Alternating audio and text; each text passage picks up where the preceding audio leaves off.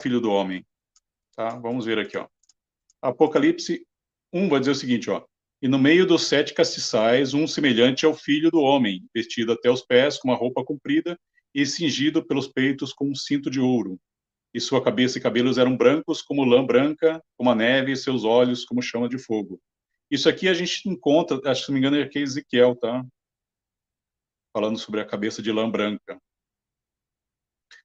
Aí, Apocalipse 14 vai dizer o seguinte, ó, e olhei, eis que uma nuvem branca e assentado sobre a nuvem, um semelhante ao Filho do Homem, que tinha sobre a sua cabeça uma coroa de ouro e na mão uma foice aguda. E em outra passagem vai dizer o seguinte, ó, e seguiam os exércitos no céu em cavalos brancos e vestidos de linho fino, branco e puro. E da sua boca saiu uma espada de 2 gumes para ferir ela às nações.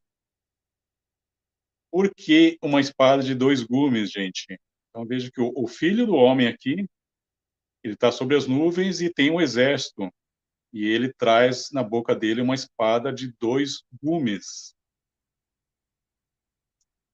Que é essa espada de 2 gumes? Então, veja aqui de onde encontrei em Plutarco aqui falando sobre isso. Ó. A ferrugem agora subjuga as lanças de pontas afiadas e espadas de 2 gumes. Não é mais ouvido o toque de trombetas de bronze, nem as pálpebras são privadas de um sono delicioso, pois não há registro de guerra, facção ou revolução política enquanto Numa era rei. Ele está falando sobre as vidas paralelas de Numa. Então veja que a espada de 2 gumes que se refere ali é uma espada romana. Aí você tem que se perguntar, por que que o filho do homem ali ele usa roupas romanas e uma espada romana? Tá? Então, quem vem julgar os judeus é esse cara romano. Tá? E aí vocês adivinhem quem é esse filho do homem do Apocalipse. Tá? Os sinóticos é Tito Flávio. Então, eu vou deixar para vocês entenderem. Olha, o que é interessante aqui, que eu sempre falo, é que, por que Joséfo, escrevendo sobre uma guerra real, ele se utiliza de fábulas, de textos, como se fala? Tipologias, né? Então, veja aqui que Guerra dos Judeus aqui, ele vai dizer aqui o seguinte, ele não vai citar o nome de Tito, mas para quem leu Guerra dos Judeus vai entender, vai fazer uma conexão com essa passagem com a passagem de Marcos. Tá? Então, na nosso estudo, a nossa pesquisa, Marcos foi escrito antes de Guerra dos Judeus. Então, quando Joséfo vai escrever isso aqui, ele está olhando para o livro de Marcos. E ele vai dizer o seguinte aqui sobre essa passagem aqui do Filho do Homem vindo sobre as nuvens. Ó. Poucos dias depois daquela festa, no 20º dia do mês de Artemísio, apareceu um fenômeno prodigioso incrível. Suponho que o relato dele pareça ser uma fábula. Veja que ele praticamente tira um sarro do leitor, né? Se não fosse relacionado por aqueles que o viam. Então, ele diz que pessoas viam. E não foram os eventos que se seguiram de uma natureza tão considerável a ponto de merecer tais sinais. Pois antes do pôr do sol, carruagens e tropas de soldados em suas armaduras eram vistas correndo entre as nuvens e cercando as cidades. Guerra Judeus, livro 6. Então veja que